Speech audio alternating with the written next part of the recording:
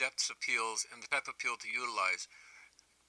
Recall that the type of peel, the concentration of the peel, has an impact on the solution that will be chosen for the chemical peel.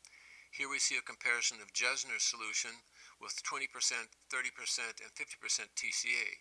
Notice that a 50% TCA peel can cause full thickness loss and in essence, a destructive potential. Therefore, this concentration needs to be used in only certain circumstances. Also recall that the thickness of the skin is very important.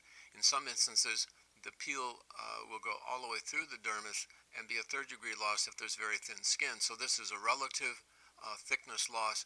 And remember that a 50% TCA peel on eyelid skin would completely dissolve all of the eyelid skin versus the same peel utilized in a circumoral area. So one must choose the concentration based on the thickness of the skin, and where one is peeling, of course, determines the thickness of the skin. The croton oil and phenol peel is a very nice peel, and we understand it better since Heder gave us the formula to produce various thicknesses of the peel.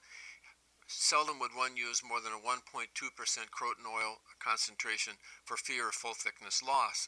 I think that later we'll discuss some of the thicknesses that one can expect and compare that to the strength. The line of demarcation, and here is really important to understand. Here we see the frost of a chemical peel, and notice the line of demarcation is further back than what you might expect. That's because one can expect that the skin will contract and probably be as elevated as much as 1 centimeter from where the line of demarcation was marked because of contraction of the skin with the peel. Therefore, the planning has to be accurate as shown in this illustration. Here we see one of the techniques utilized for applying the chemical peel. It's utilizing a Q-tip that is slightly moistened and then going over the area until a uniform frost is performed. I will also go across the white roll of lips and across hair like the brows when doing a forehead peel, so that there is not a line of demarcation across those areas. In some instances, in addition to the Q-tip painting type technique, one can also use what I call the stick technique. I break a Q-tip, make a fine tip out of it, and then moisten the Q-tip and utilize it almost as a fountain pen, painting the chemical peel in the deepest depths of the nasolabial line or the marionette lines, or even some instances the circumoral radius when doing rejuvenation of the face. This will help further obliterate some of the fine line wrinkles that occur in the circumoral, marionette, and nasolabial areas.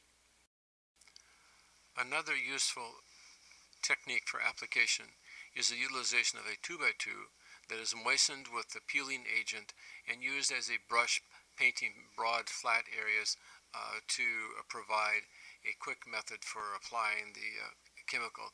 This is particularly applicable where TCA peels are being done over large surface areas of the face. Remember to transition the areas between different concentrations of peel, and also the broad brush stroke utilizing a 2x2 is effective in that circumstance. Here we see the recommended concentrations in various areas of the face. The video will emphasize study these areas, because I think if you use these concentrations, generally these will be safe areas utilizing the croton oil header formulation. Later the formula will be given to you, but just remember these areas. If the patient has really thin skin, you may want to even drop back from these concentrations for fear of producing too deep a peel. Here are 3 common formulas that are utilized for peeling, namely the TCA peel, the Jesner solution, and the Baker phenol. Now, the Baker phenol really is a very strong concentration, and I wouldn't recommend using this formulation anymore, but rather use the header formulation rather than the Baker formulation. However, Jesner solution is a very commonly used safe solution, as is a 30% TCA peel. 30% TCA peel will exfoliate the skin, produce a nice freshening of the skin, and some residual redness for as long as 3 to 6 weeks, but not much chance of hypopigmentation unless you're dealing with really thin skin. See the header phenol croton oil formulation in a formula that's easy to mix and utilize. I'd suggest you keep a copy of this formulation with you if you're utilizing the header phenol croton oil formulation. And then notice the suggestions of where you would use the various concentrations. Remember, these are guidelines, not fixed areas, because the thickness of the skin varies so much.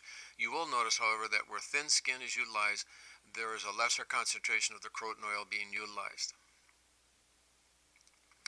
Remember with phenol that there is a potential for cardiac and hepatic toxicity.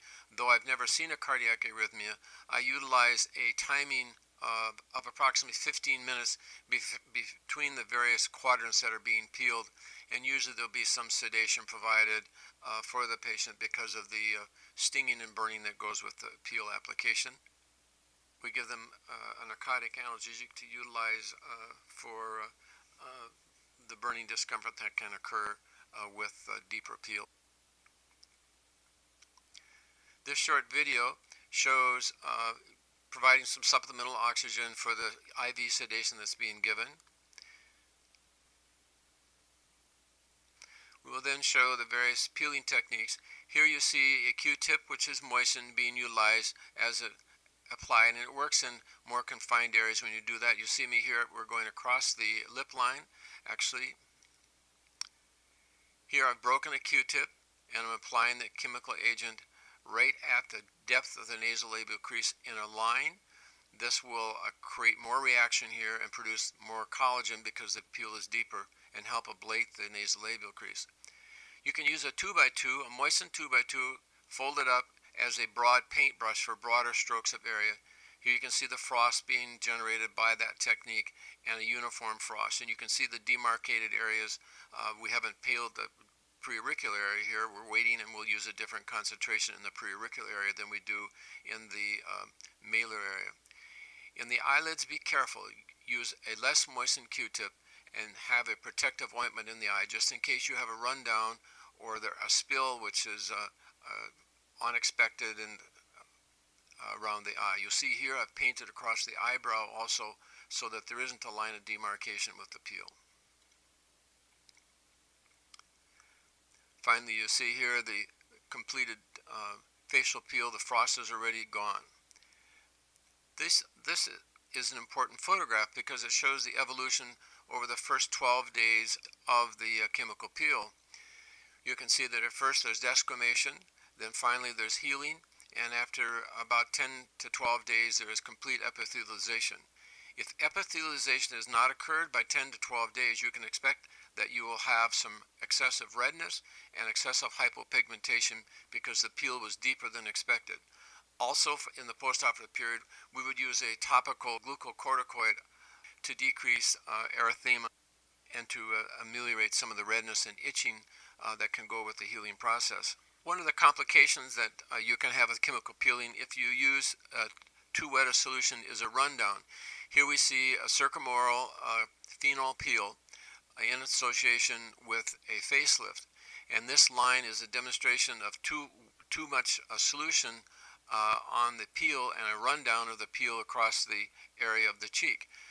This will leave a red streak for a period of time. You'll have some explanation doing so. Make sure that your pliers are not so wet that you have a rundown of the chemical solution, and also have some water available because it will quickly neutralize anything that does run down. If you quickly apply it, there will be less of a line or less of a problem